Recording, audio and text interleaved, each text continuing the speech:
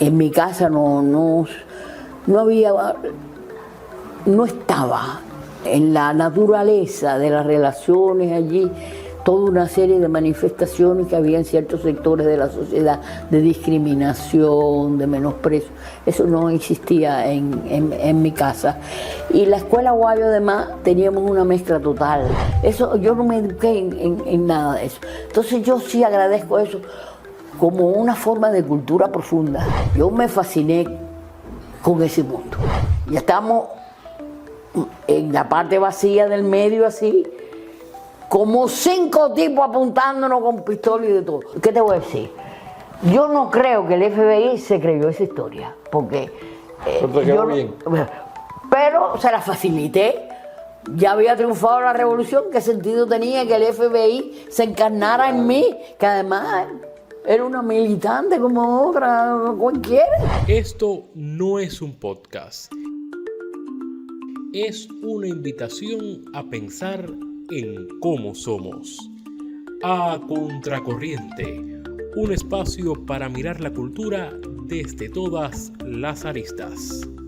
Bien, vamos a continuar, a terminar hoy el ciclo dedicado a Isabel Monal, que ha sido formidable, lo hemos pasado muy bien en estos 4 encuentros hasta aquí.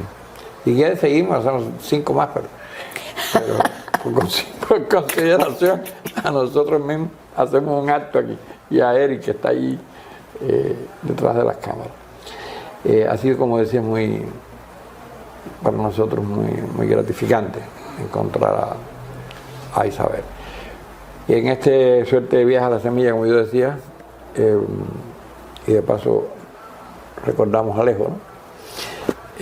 A Carpentier. Sí. Quiero ir a tu infancia.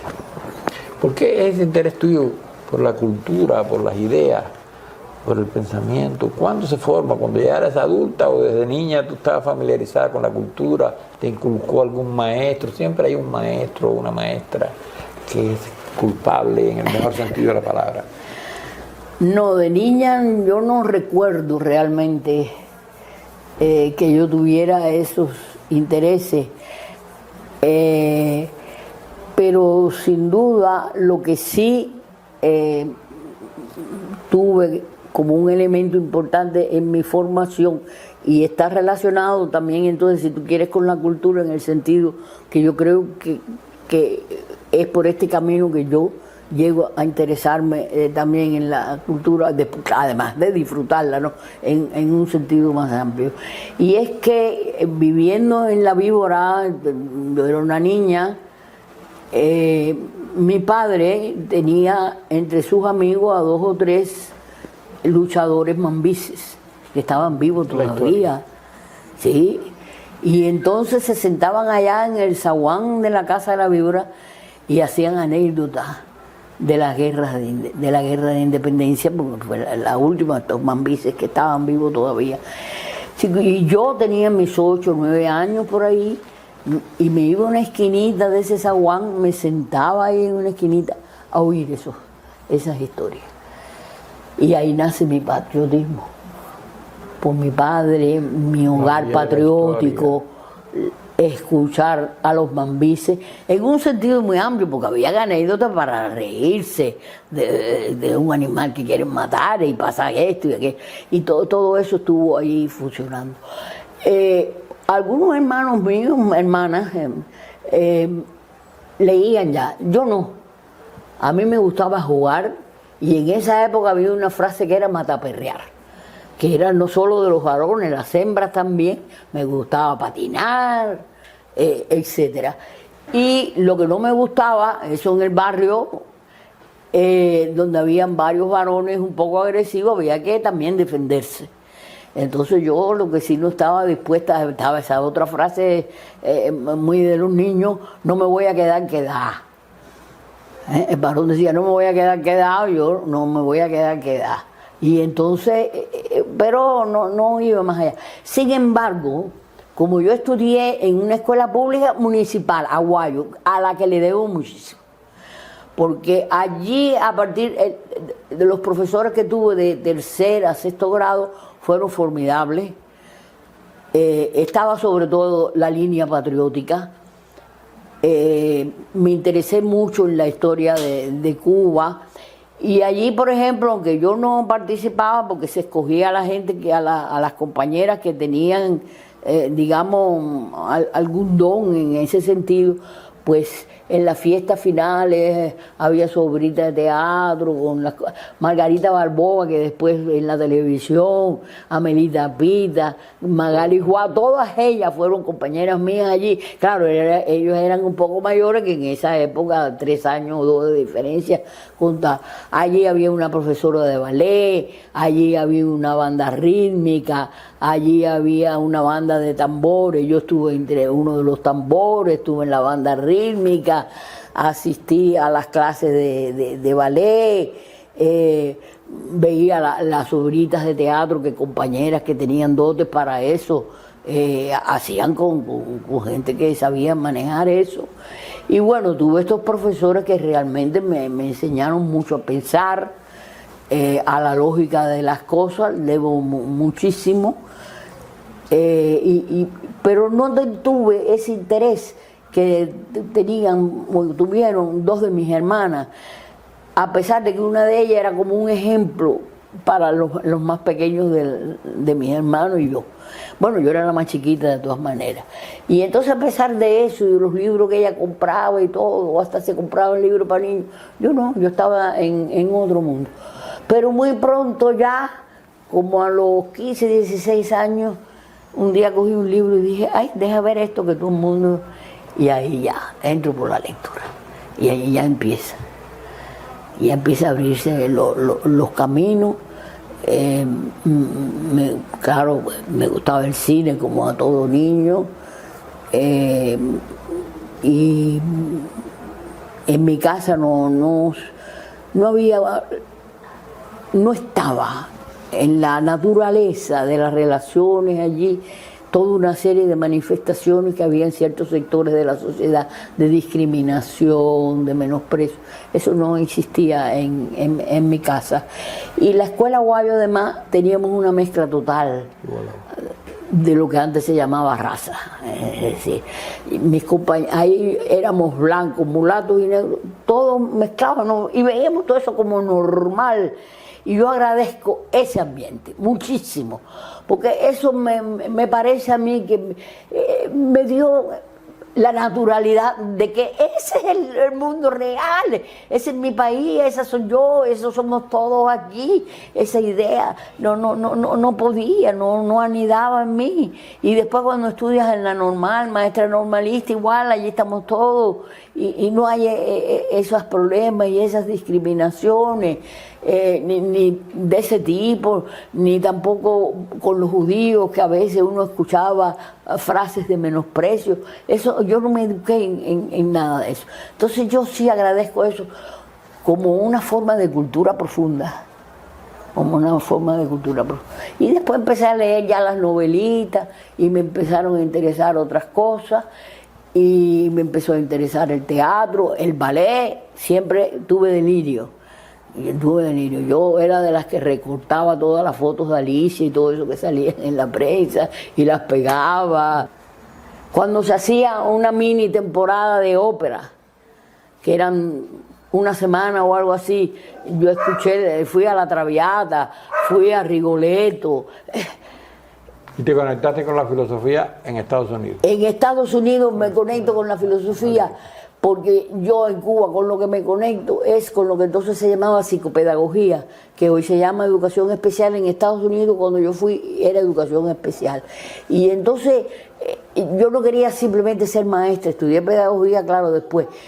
Maestra me interesaba y empecé entonces, ahí existía, se había creado por un grupo de especialistas, una institución privada, la OPI, Organización Psiquiátrica Infantil, donde había psiquiatras, psicólogos, y nosotros, otras compañeras que estudiamos y nos interesábamos en la psicopedagogía, entramos allí. Y me encantaba entonces trabajar, por ejemplo, con niños que tenían problemas de aprendizaje, no ya solo los que los tenían por un problema de inteligencia, sino por problemas psicológicos, que tenían formas esquizoides, y entonces veían fantasía, y por eso se abandonaban la realidad de donde estaban aprendiendo, y yo tenía que saber reaccionar, porque entonces como trabajábamos y ahí me interesaba. Entonces cuando aplico por una beca en Estados Unidos es para esta psicopedagogía de educación especial, y entonces hice mi primer año en San Francisco, y ahí sí pude hacer, hice el máster. Primero pasé un cursillo de verano en Bard College, que a veces vienen aquí dirigentes de Bard College, y yo estuve allí en el verano del 55, no lo olvido, no, del 56 creo que, 55 creo que, y todo eso. Pero fíjate que yo cuando estudio aquí pedagogía, esta filosofía de la educación, y no me atrajo, pero era porque realmente aquí era un problema del profesor. Pero cuando estoy en San Francisco, me dice el tutor, no, tienes que tomar este curso de filosofía de la educación. Y tuve un profesor estelar. Fue el mejor, en definitiva, de todos los que tuve, de los que fui de la especialidad. Una parte de ellos no eran muy buenas. Y entonces este hombre me despertó ese interés por la teoría en otro sentido ya. Y entonces ya al terminar, que bueno, logré el máster, hice mi investigación, que la hice yo, y busqué el libro, me metí en la biblioteca, casi no recibí ayuda de guía ni de nada, pero bueno, pude lograr el máster. Y entonces fui a la escuela de verano de Harvard, que para ir a la escuela de verano no hay un problema de que escojan a los que piden ingresos ni nada de eso. Y entonces allí ya fui a filosofía de la educación. Tuve un profesor muy bueno, que después fue mi tutor, Israel Scheffler, y tuve otro que era un invitado, ese fue de filosofía del siglo XX.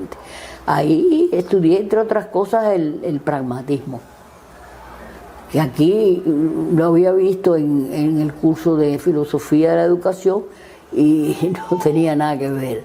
Allí entiendes qué es lo que hay, entiendes la grandeza del fundador, no de los que más se hablaban, de los más mediáticos era de quienes hablaban. Ahí el centro era Peirce, que fuera su creador, etcétera. Y bueno, yo me fasciné con ese mundo. Y entonces ya apliqué para entrar en Harvard, en la Graduate School of Education, y me dieron el ingreso. Ahí sí ya entro en Harvard para, ¿cómo se llama? Posgrado, curso. Ahí en filosofía de la educación tomabas cursos en filosofía de la educación y en el departamento de filosofía. Yo tuve un semestre entero de Platón. Lo agradezco, de ahí mi enorme admiración por Platón. La admiración por Platón me blindó contra los manuales esos que me encontré al principio cuando me empecé realmente a acercar al marxismo y me encontré la manera en que trataron a Platón. Dije, no, esta gente no sabe de lo que está hablando. El filósofo probablemente más grande, ¿de qué están hablando? El hombre que se hizo todas las preguntas. No me ven a hablar solo de la respuesta. Que ese hombre hizo todas las preguntas que todavía hoy nos estamos planteando. No, ustedes tienen que tener un respeto por ese señor. Entonces, cuando yo me enfrenté a eso, yo dije, yo no voy a poder ser marxista porque yo esto no me lo puedo tragar. Y entonces, pero después me enteré, por compañeros, años después, que fueron a las universidades de la Unión Soviética de nivel, que esos manuales no lo utilizaba nadie, eran menospreciados. Y entonces, ¿cómo es que nosotros introdujimos eso? Mi cerebro no da para entender eso, ¿me entiendes? Entonces, pero bueno, ahí sí me interesé.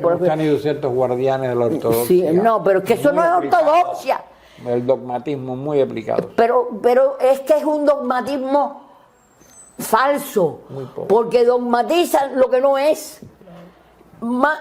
el marxismo no tiene nada que ver con menospreciar a Platón, que era de lo que estaba hablando. Eso, que estás dogmatizando una aberración. Eso es primitivismo. Eso es primitivismo. Yo ahí tuve una dificultad muy grande porque una de las lógicas que dije, bueno, yo no voy a poder ser marxista nunca, porque yo esto no lo puedo repetir. Y ahí tú entras al 26. No, el 26 de julio yo entro en el año 57, yo entro el 26 de julio, porque ya regresé de Estados Unidos, me busqué la conexión con el 26, estuve trabajando todo ese tiempo, todo el año 58, con el 26, ocupé algunos cargos no de dirección provincial, pero por ejemplo en una sección nueva que se llamaba Células Revolucionarias de Base, que la dirigía una compañera y yo era la organizadora, por ejemplo. Ya entonces mi hermana estaba también, estuvimos muy ligadas al 26 de Pinar del Río, hacíamos conexiones, traslado a veces de propaganda, traslado de bonos, traslado de algunas armas, a veces dentro de la misma Habana, porque sí, éramos la relación Pinar del Río-Habana, pero después ya cuando la policía de Batista nos descubre, no entrar en detalle cómo fue ese proceso. Y entonces mi hermana pues se quedó en Pinar del Río, yo pasé entonces a trabajar aquí en estas células revolucionarias de base, y ahí me cogieron, pero un tío mío que era muy reconocido en la sociedad cubana, un médico de mucho prestigio, bueno, hizo las gestiones y me sacaron de aquí para Estados Unidos. Allá me puse en contacto, mi hermana también cayó, y las dos nos pusimos en contacto con el 26, que radicaba en Nueva York. Y bueno, estuvimos allí haciendo trabajo porque teníamos que estar viniendo en los trenes, etcétera, ¿no? Y no teníamos mucho dinero. Hasta que hubo un traslado de un número de armas que había que hacer de Nueva York a Texas para que después ese compañero pasara las armas para México y poderlas traer. Él se enteró que mi hermano y yo estábamos allí y era él quien organizaba eso, y él de Pinar del Río, y dijo, bueno, yo quiero que sean Aleida e Isabel quienes traigan eso. Aleida llevó un carro, yo llevé otro. El compañero que le dieron el carro en que yo iba no manejaba muy bien porque no estaba muy ducho. Imagínate, es con la gente que encuentran, y tuvimos un choquecito, ese choquecito nos tiró el carro en la cuneta.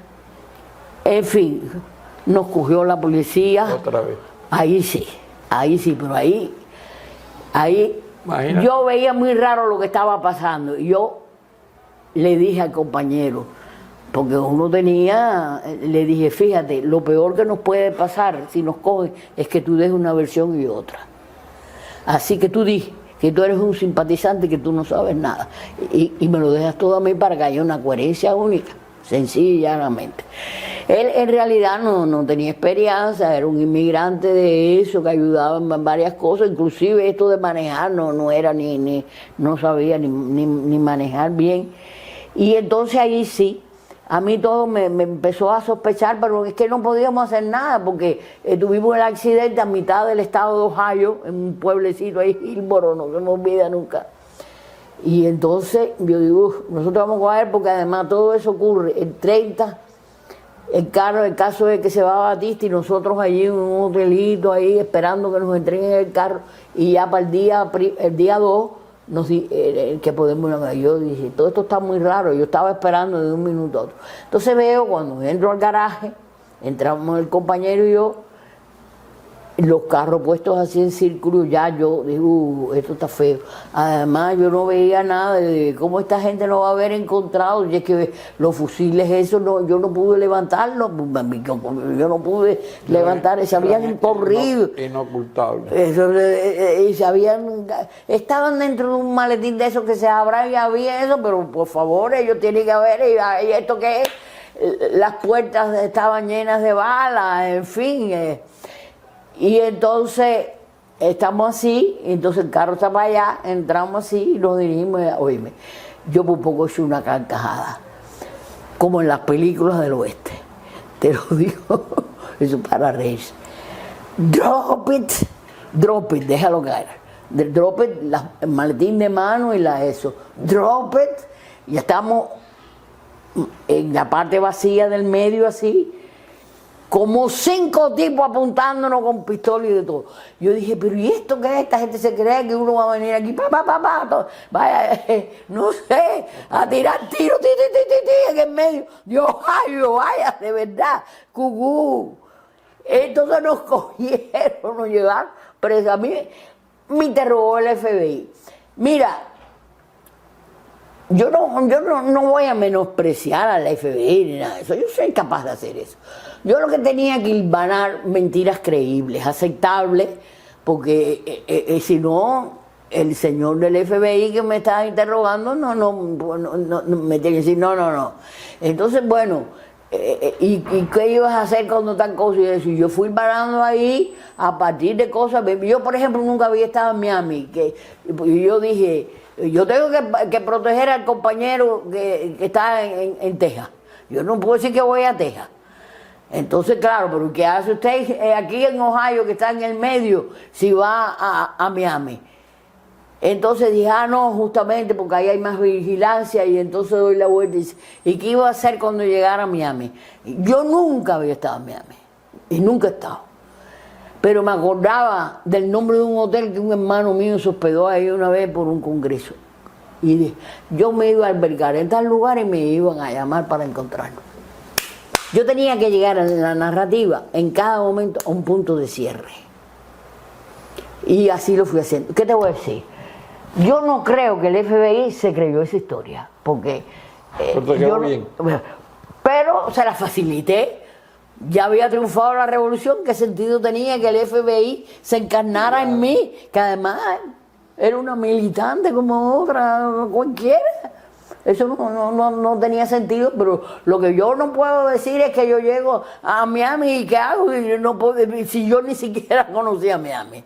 Entonces, tengo que cuidar a los compañeros que están en Nueva York. Yo tengo que llegar a puntos muertos, a facilitarle la labor al señor del FBI, que bueno, puede aceptar todo aquello, porque todo lo que se decía, lo que no era posible que nadie creyera, una narrativa en que en todos los casos se llegaba a un punto muerto. Pero no voy a decir, yo engañé, yo no engañé a ningún FBI, le facilité el que pudieran aceptar esa narrativa. Y entonces ya de ahí, ya ha triunfado la revolución. Yo me demoré ahí un poquito. Yo radicaba en casa de una hermana mía que ya falleció, pero que vivía ya de toda su vida, porque se había casado con un norteamericano, sus hijos eran norteamericanos, y que vivían en Princeton. Eso era un tren a hora y media de Nueva York, y regresé a Cuba. ¿Qué día más o menos? Fue en enero, pero no enseguidita, porque por ejemplo mi hermana... En enero del 59. Sí, del 59, pero por ejemplo mi hermana pudo venir enseguida, entre otras cosas, bueno, ella sí llevaba un chofer normal que no chocó, y yo además no sabía manejar, así que ni eso. Y ya entonces era eso. Y ahí, bueno, la dimensión cultural, ya, como te contaba cómo había sido, pero ya lo que desarrolló mucho, yo iba a los conciertos, perseguía, porque había que perseguir las obras de teatro que se ponían en los yesistas, el teatro universitario, el teatro en la Normal, el grupo Haddad, hasta que vino aquella explosión cuando se hizo la ramera respetuosa, no la que antes de la revolución, ahí en la sala esa que estaba encima de este edificio que está al lado del cine Yara. Y ahí la gente fue mucho a la ramera respetuosa. La sala esa que estaba ahí. La sala Talía. Talía, ¿no? Talía. Entonces En ahí hubo una explosión, hubo, Edificio de Economía. pero Hoy. sí, fue mucha gente. Y entonces se crearon las salitas de teatro. Yo iba a todas esas salitas. Y algunas puestas en escena de Morín, que era entonces el más respetado de los directores de teatro que había en Cuba, su Calígula con Adolfo de Luis y todo eso, todo eso. Iba a los conciertos, estaba la sinfónica, que era muy, dependía mucho del financiamiento que le daban los gobiernos de turno, y eso dañaba su trabajo, pero cuando había conciertos yo iba, porque bueno, en casa durante años no había dinero para pagarme una entrada, nada de eso, pero bueno, ya después mis hermanos mayores ya están trabajando algunos, dan algún dinerito en la casa, mamá entonces sabe que todo eso me gusta mucho, y entonces empieza a tocar, y eso me permitió, como te decía, asistir a todos esos espectáculos, pero también a la conferencia de Fernando Ortiz con Mercedita Valdés ahí en el aula magna. La danza, los conciertos, yo iba a los ballets de Alicia, la cosa con Alicia, yo vi unos Giselle de Alicia, absolutamente fuera del planeta Tierra, a dimensión mítica. Era así increíble. No, porque además estaba ella en la plenitud de su arte. Y ahí llegamos al primer capítulo de este ciclo contigo. O sea, ya nos empatamos, dimos la vuelta y ahí ha sido el viaje a la semilla. Un viaje a la semilla, un recorrido muy apresurado. Más o menos eso quedará en 75, 80 minutos cuando se edite todo. Pero ha sido espléndido, ha sido prodigiosa la tarde. Es una época también. Una época, es muy linda tu es vida. Moverse a una época. Muy linda tu vida, es muy coherente, muy orgánica, muy auténtica siempre. Muchas gracias, Isabel. Encantado de estar aquí, encantada.